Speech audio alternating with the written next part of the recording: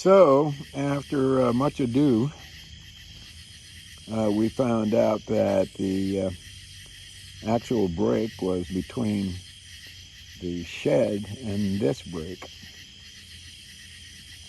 So, I bought 50 feet of new cable and temporarily ran it down over the ground, but as you can see, we had some results. So what needs to be done is that this heat shrink tubing needs to come over this connection, which is now live.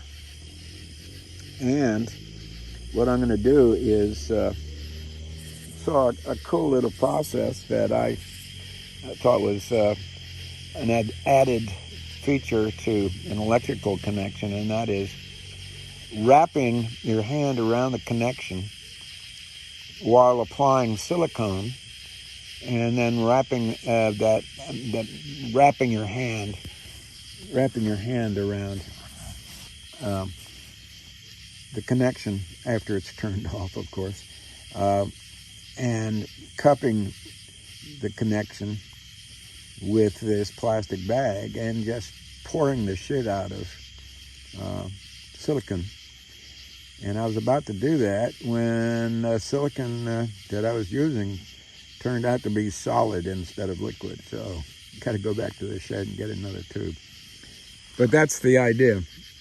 So we're going to basically wash this connection in silicone.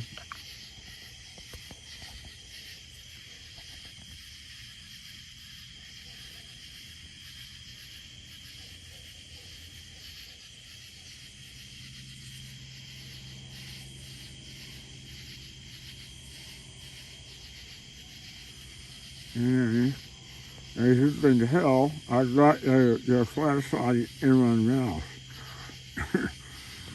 So that's our intent, and there's the connection.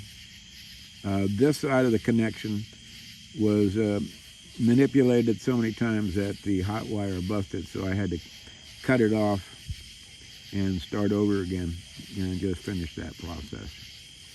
And then I asked Mela to turn it on because we're about to seal this connection up with not only heat shrink tubing. It's really amazing when you put heat on that big ass tube and it just goes. Oh